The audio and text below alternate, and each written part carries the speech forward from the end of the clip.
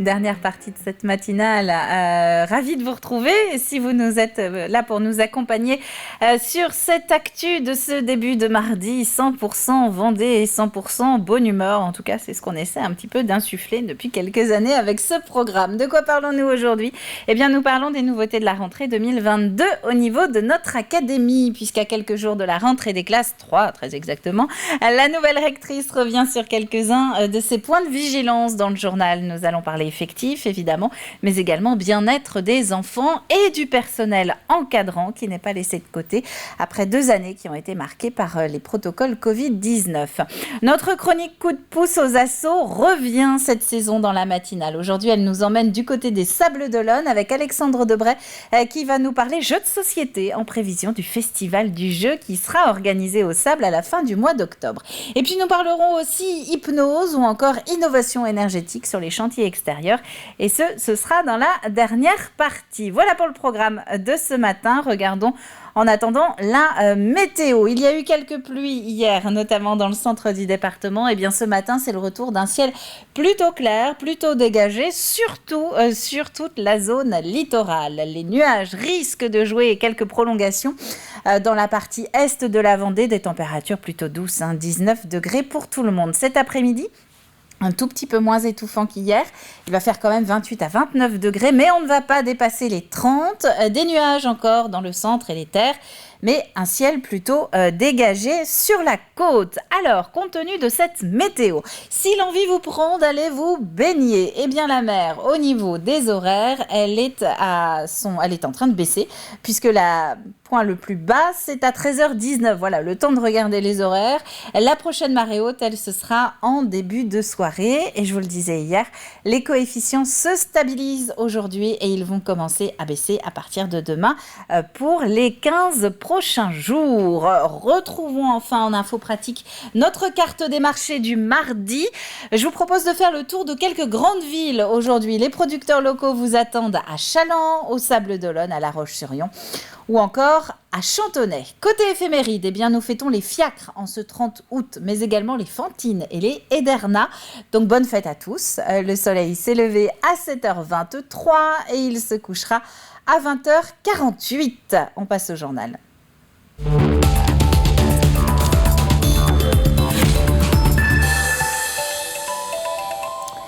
Et c'est donc la toute dernière ligne droite avant le retour à l'école. L'an dernier, un petit peu plus de 120 000 enfants faisaient leur rentrée des classes en Vendée. On devrait connaître dans les prochaines heures les effectifs de cette année. Hier, la nouvelle rectrice d'académie a pour sa part présenté dans les grandes lignes les axes de travail pour toute sa zone qui correspond en fait à la région des Pays de la Loire. 2 priorités, des enseignants en nombre suffisant et une attention toute particulière au bien-être de tous. Alix Solanos. Après 2 rentrées particulièrement compliquées, rythmées par le Covid, c'est plutôt sereinement que les services du rectorat envisagent cette rentrée 2022-2023. Le nombre d'enseignants, leur recrutement était notamment au cœur des préoccupations. L'appel à la liste complémentaire dans le premier degré a permis de réguler la situation. On a fait appel à hauteur d'une 60aine de personnes aux listes complémentaires. Donc je rappelle que les listes complémentaires sont les personnes qui ont réussi le concours, qui sont en dessous légèrement donc, du seuil qu'on a mis pour les admis et qui sont toujours dans les concours prévus pour remplacer justement les personnels qui seraient défaillants. Donc à hauteur de 60, c'est quelque chose de tout à fait raisonnable pour le premier degré. Pour le second degré, nous avons effectivement, nous finalisons en fait nos recrutements toujours comme d'habitude, puisqu'on peut au dernier moment avoir des événements qui n'étaient pas prévus. Mais globalement, on se retrouve dans une situation complètement comparable aux autres années par rapport à une année, je veux dire, normale. Une attention particulière sera portée aux années de transition de la grande section au CP et de l'école vers le collège. Enfin, le bien-être des élèves et des personnels de l'éducation nationale sera une une priorité pour cette année. Leur bien-être dans l'école, donc ski dans l'école au sens large, les collèges et les lycées, donc avec une priorité à la lutte contre le harcèlement, leur bien-être psychique, leur bien-être physique, avec là aussi un accent qui est mis de façon générale sur l'activité physique, et puis leur bien-être dans l'école, c'est-à-dire le respect des uns des autres, le fait de vivre dans le cadre protecteur de la laïcité pour tous et de bien comprendre ce que ça implique. Et c'est tout ceci qui est, avec les questions aussi d'égalité filles-garçons, très importante, la lutte contre les stéréotypes, les préjugés et toutes les formes de discrimination et de violence. Si aucun changement de dernière minute ou arrêt maladie ne viennent perturber l'organisation, la rentrée devrait donc se dérouler normalement. En ce qui concerne le contexte sanitaire, elle se fera sereinement au niveau socle du protocole sanitaire, soit le premier niveau, sans masque ni restrictions particulières.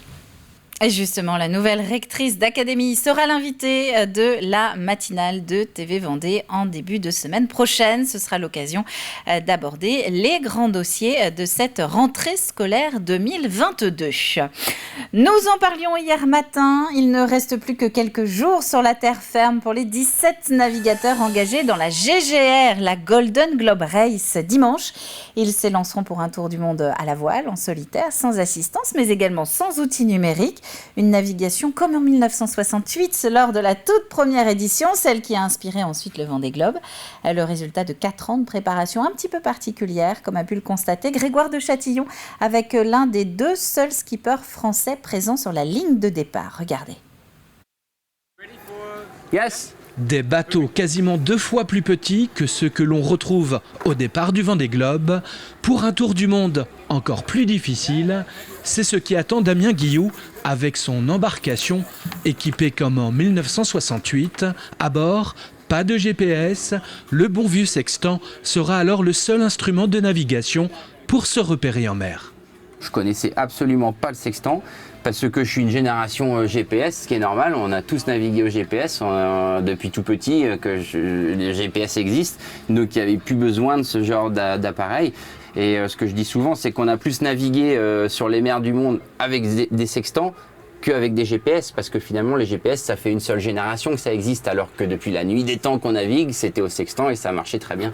Voilà. Merci beaucoup. Après l'utilisation du sextant, le travail est loin d'être terminé pour se localiser. On a besoin du sextant pour faire un relevé. De là découle tout un calcul avec des tables. Et au bout de ce calcul, on va obtenir une position qu'on va reporter sur la carte et qui va me permettre de savoir où est-ce que je suis. Le skipper a déjà embarqué ses vêtements et sa nourriture pour 230 jours de mer. Voilà sa couchette. Ici, sa cuisine. Ce professionnel de la voile connaît bien ce type de bateau. J'ai toujours connu ce genre de bateau de par mes parents. J'ai navigué, régaté sur des anciens bateaux similaires à ceux-là. J'ai toujours pris beaucoup de plaisir, je les connais bien. Je sais que c'est des bons bateaux, marins et solides, peut-être même plus solides que les bateaux de maintenant. Un bateau à l'ancienne qu'il a fallu trouver pour ce tour du monde. 200 jours minimum. On cherchait un bateau spécifique, c'est un Rössler 36. C'est ce modèle-là que je jugeais être le meilleur pour le Golden Globe Race. Et on n'en a pas trouvé en France. Et le seul qu'on a trouvé, c'était à Venise en Italie.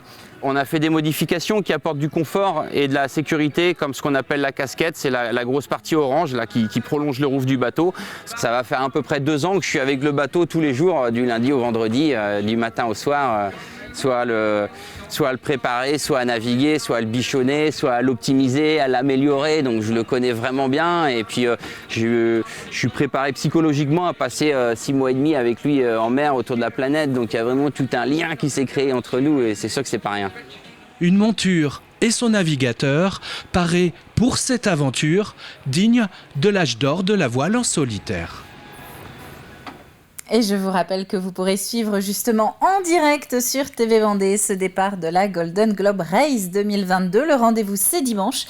C'est à partir de 14h, 14h30 pour voir les premiers bateaux quitter les pontons. Le départ en tant que tel au large, lui, est à 16h. Autre événement dans le sud Vendée, cette fois-ci. Sainte-Radegonde-des-Noyers accueillait ce week-end le concours européen de chiens de berger. 18 nations étaient représentées avec un niveau très élevé et des épreuves assez pointues.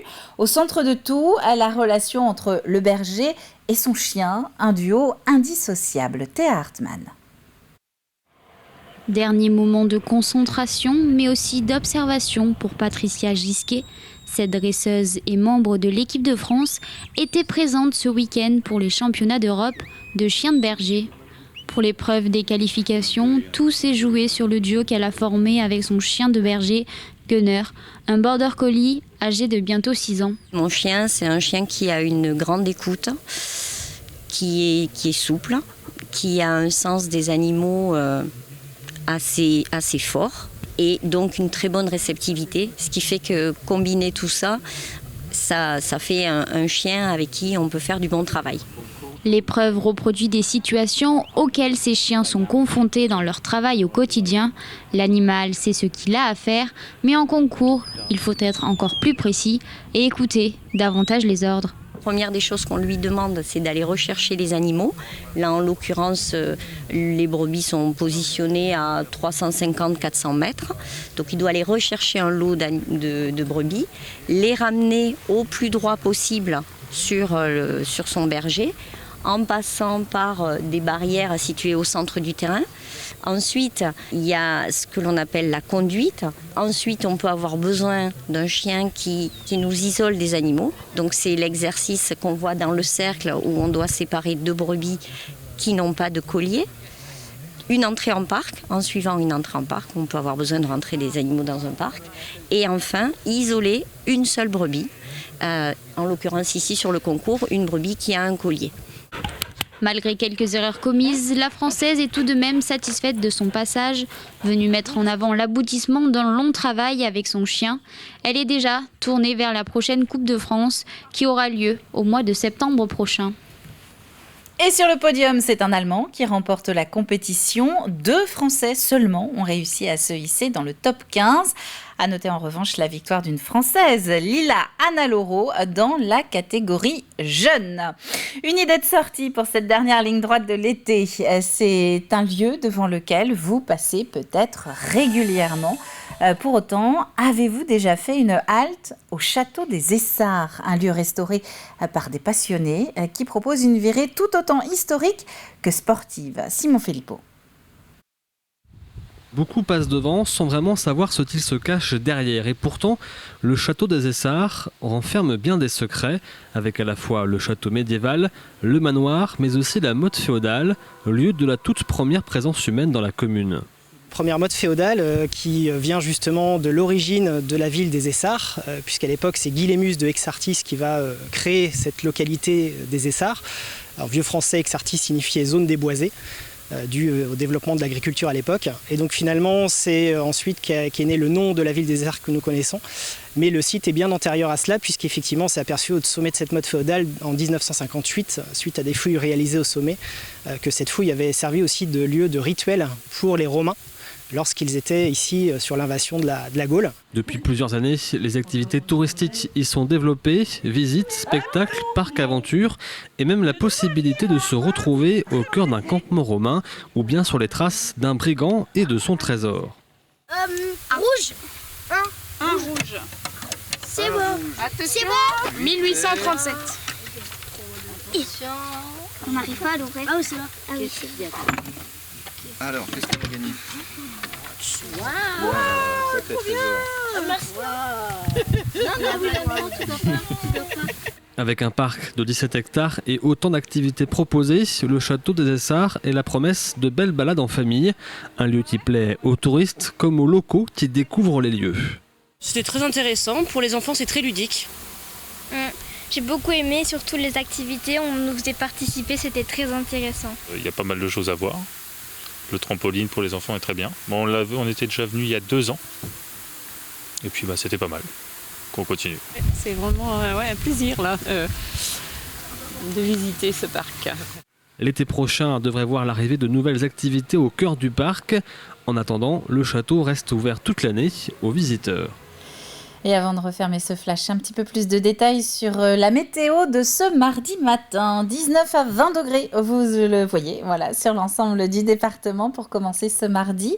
Des nuages qui font un petit peu de résistance dans le centre et les terres, un ciel bien plus dégagé sur la côte.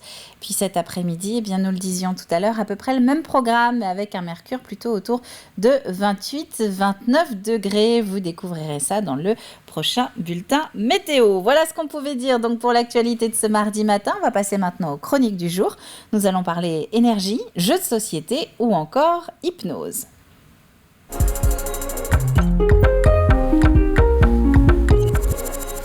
Et nous commençons donc en parlant énergie. Enedis a présenté au printemps dernier son premier groupe électrogène à zéro émission directe de CO2.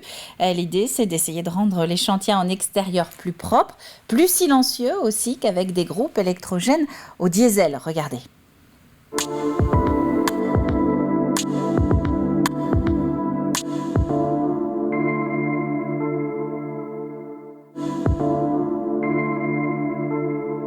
GEZ2, des groupes électrogènes zéro émission directe, étant des batteries, n'émettent aucun CO2 directement, aucun bruit et permettent même d'intégrer de l'énergie renouvelable locale.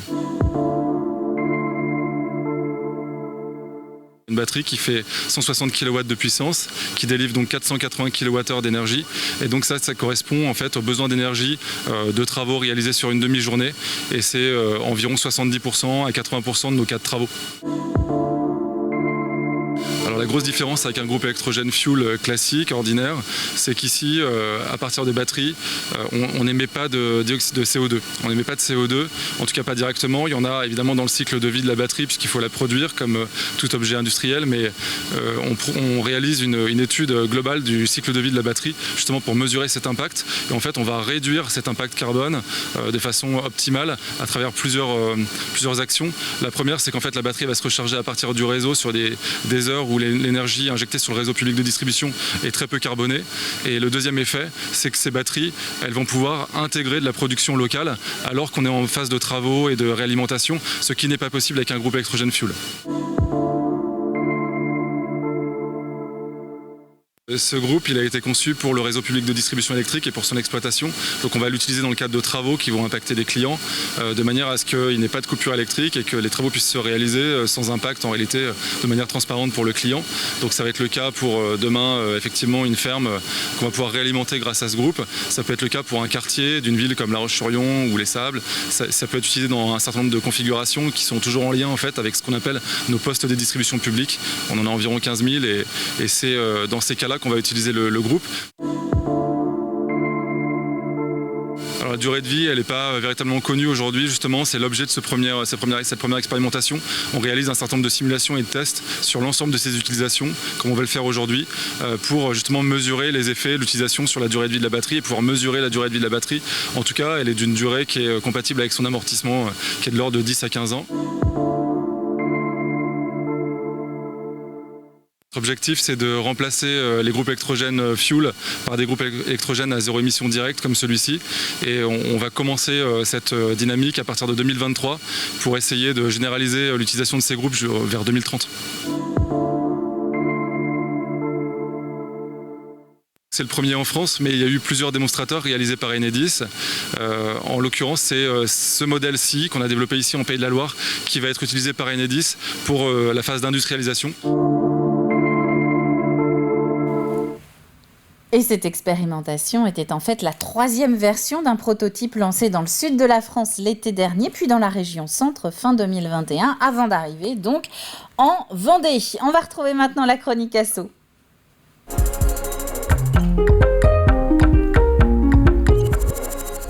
Même titre pour cette chronique qui va légèrement évoluer cette année dans la matinale, vous allez voir. On vous présentera toujours tous les mardis une association de Vendée qui a besoin d'un petit coup de pouce de notre part, mais plus uniquement dans sa recherche de bénévoles. Exemple avec ce premier coup de projecteur de la saison, ça se passe au Sables d'Olonne avec le Festival du Jeu qui se prépare. Et pour un bon festival, il faut de bons partenaires. Et nous ne sommes pas dans la caverne d'Ali Baba pour un jeune enfant, non, ou même un adulte d'ailleurs, parce qu'il y a beaucoup d'adultes qui adorent jouer aux jeux de société. Non, nous sommes au pavillon Maurice Durand. Et si nous sommes ici, c'est pour parler du Festival du Jeu des Sables d'Olonne qui arrive sous peu, c'est au mois d'octobre. Et on en parle avec vous. Bonjour. Bonjour.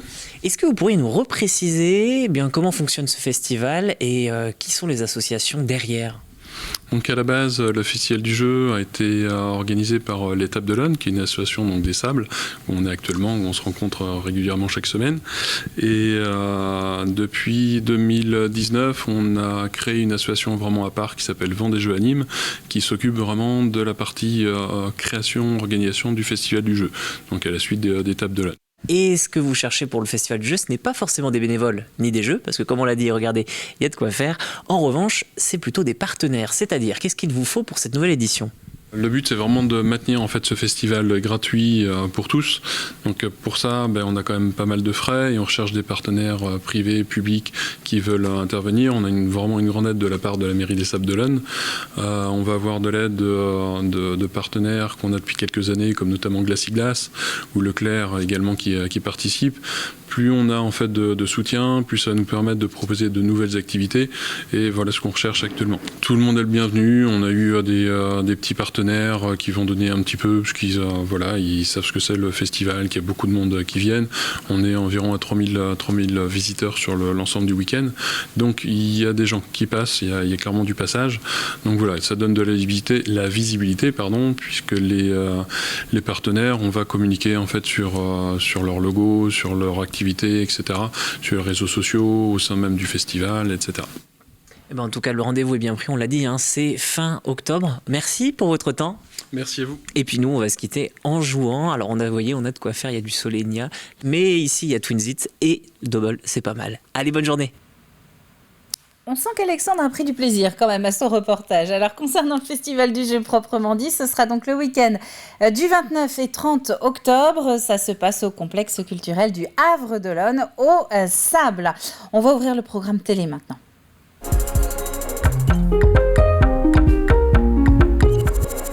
Avec une petite question, on regarde quoi aujourd'hui sur TV Vendée ? Eh bien, au-delà de la matinale, il y a une petite session de rattrapage avec Backstage. Si vous aimez l'hypnose, vous allez être servi. David Ovinet reçoit Jean-Charles Dupé. C'est un praticien qui est installé à Couex et qui a soumis David à une toute petite expérience. Alors tu vois, ici j'ai un carnet. À l'intérieur de ce carnet, il y a des noms d'émissions. Tu vois, elles sont toutes différentes. Comme tu peux le voir, tout est différent. On est bien d'accord. Oui. Je vais te demander de tendre ta main, celle-ci par exemple, voilà, et tu vas mettre ton autre main par-dessus. Comme ça, on est sûr que toi seul, tu peux simplement ouvrir ce carnet. Il n'y a pas de retour ici. Tu vas lever une fois simplement pour que ton œil photographie une chose. C'est toi qui vas choisir à quel endroit avec ton pouce. Tu soulèves une fois et ensuite tu poses le carnet ici. Une fois que tu l'as fait, tu es prêt ? Ok. Maintenant. C'est parti. C'est bon ? Alors attends, non, pas encore. Une fois seulement. Ok. Tu poses le carnet. Je pose le carnet sur la table. Voilà, exactement. Et je vais te demander de me regarder dans les yeux, de laisser les bras ballants le long du corps. Et tu vas simplement ne rien dire du tout. Absolument rien. Tu vas simplement penser à ce que tu as pu voir quand tu as soulevé ce carnet. Donc, tu as vu forcément le nom d'une émission. Oui. OK. Maintenant, tu ne dis plus rien. Tu n'acquiesces rien. J'ai besoin de lire dans ton esprit. Et j'aimerais simplement que tu imagines cette émission. Elle a été produite par une chaîne de télévision, forcément. Et j'aimerais que tu dessines dans ta tête le logo, ou en tout cas ce qui représente cette chaîne de télévision. OK ? Très bien. Maintenant, j'aimerais simplement que tu imagines le contexte de l'émission, c'est-à-dire ce qui est pour toi frappant dans cette émission, ce que ça représente, ce que tu peux ressentir. OK. Alors, simplement, la question que je veux te poser, c'est est-ce que tu peux mettre en image et fixer une image du plateau de télévision à l'intérieur avec les personnages qui représentent cette émission. Très bien. Encore. Et donc pour savoir si Jean-Charles a trouvé la bonne réponse, eh bien rendez-vous dans Backstage aujourd'hui avec l'intégrale diffusée tout au long de la journée sur l'antenne. On passe au jeu de la matinale.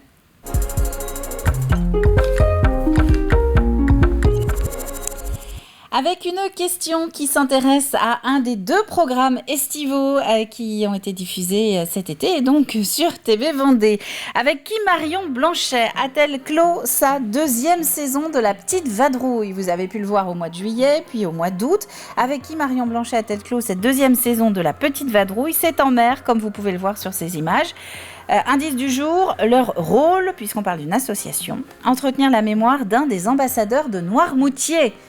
Entretenir la mémoire d'un des ambassadeurs de Noirmoutier. À la clé, c'est la Route du Sel, notre partenaire cette semaine, qui proposera à notre gagnant tiré au sort vendredi après-midi une petite balade de 2 heures à la découverte du nord-ouest vendéen, du Marais breton, dans les canaux au départ de Salertaine. Vous avez jusqu'à vendredi midi pour envoyer votre réponse sur tvvendée.fr.